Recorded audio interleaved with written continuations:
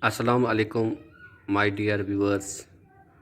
Today we are going to continue our another series of environmental science classes. Today we are going to take a topic from the 12th class, and the topic is air pollution. Air pollution may be defined as change in the physical, chemical, and biological characteristics of air that cause adverse effects on humans and other organisms. First of all, we will see the physical change in the air. Physical change in the air means the quality of air changes. Physical quality of air changes. As you know, air is a colorless gas. When air becomes polluted, it shows the colors. For example, when smoke goes into the air, so air becomes dark gray. Similarly, there is the another change, that is chemical and biological characteristics. Air do not have any smell, or we can say that air is an odorless gas. When air becomes polluted, so it gives smell. So we can see that air is polluted.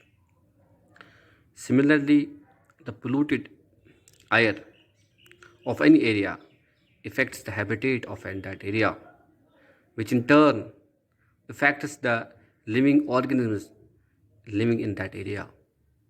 So the ultimate change is the change in the ecosystem. My dear friends, there are different types of air pollutants. First of all, we will see what is an air pollutant. Air pollutants are the substances which cause air pollution. It can be natural or synthetic. Natural, for example, there are forest fires, volcanic eruptions, that is true.